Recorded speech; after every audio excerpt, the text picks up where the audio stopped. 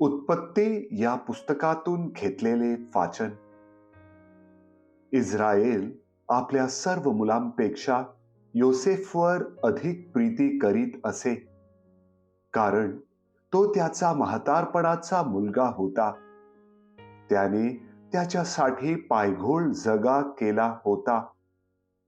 आपला बाप आपल्या इतर सर्व भावांपेक्षा त्याच्यावर अधिक प्रीती करतो, हे पाहून ते त्याचा द्वेष करू लागले व त्याच्याशी सलोख्याने भाषण करीनासे झाले. यानंतर त्याचे भाऊ आपल्या बापाचे कळप चारावयास शकेमास गेले. तेव्हा इस्राയേल योसेफास म्हणाला, तुझे भाऊ शकेमास कळप चारीत आहेत, तर चल, मी तुला त्यांच्याकडे पाठवतो.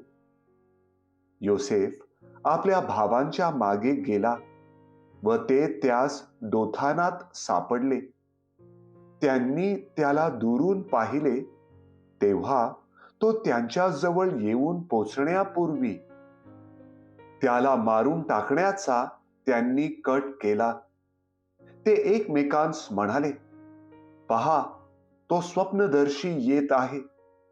तर आता चला, आपण त्याला ठार करून एका खड्ड्यात टाकून देऊ आणि मग सांगू की कोणा हिंस्त्र पशुने त्याला खाऊन टाकले. मग पाहू त्याच्या स्वप्नाचे काय होते ते. हे रऊबेनच्या कानी आले, तेव्हा त्याने त्यांच्या हातातून त्यास सोडवले. तो त्यांस म्हणाला, आपण त्याला जीवे मारू नये. रऊबेन त्यांस म्हणाला, रक्तपात करू नका. या रानातल्या खड्ड्यात त्याला टाका, पण त्याच्यावर हात टाकू नका. त्यांच्या हातातून सोडवून त्यास त्याच्या बापाकडे परत पाठवून द्यावे म्हणून तो असे म्हणाला. योसेफ आपल्या भावापाशी पोचला. तेव्हा त्याच्या अंगात पायघोळ जगा होता, तो त्यांनी काढून घेतला आणि त्याला धरून खड्ड्यात टाकून दिले. तो खड्डा कोरडा होता, त्यात पाणी नव्हते. मग ते शिदोरी खावयास बसले असता त्यांनी वर नजर करून पाहिले, तो इश्माएली लोकांचा एक काफिला उंटावर मसाला, ऊद व गंधरस लादून गिलादहून मिस्रास जात आहेत असे त्यांस दिसले.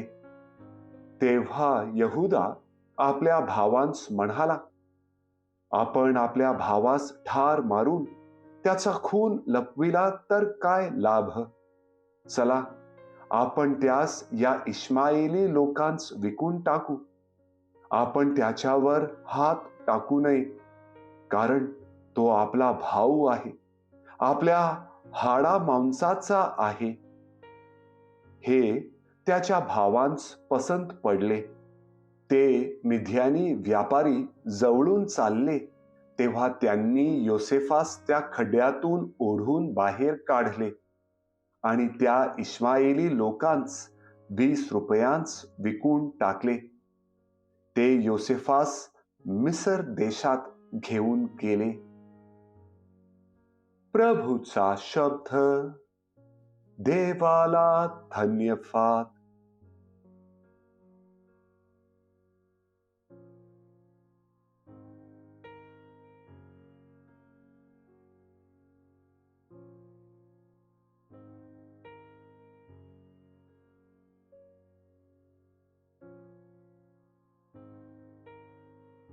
मथई लिखित पवित्र शुभ वर्तमानातून घेतलेले वाचन.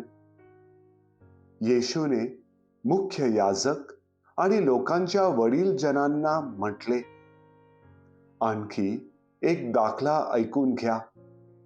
कोणी एक गृहस्थ होता.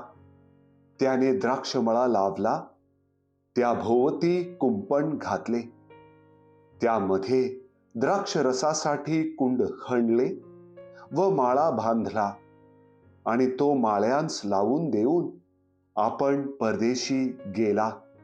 नंतर फळांचा हंगाम आल्यावर त्याने आपले फळ घेण्याकरिता आपल्या दासांना माळ्यांकडे पाठवले.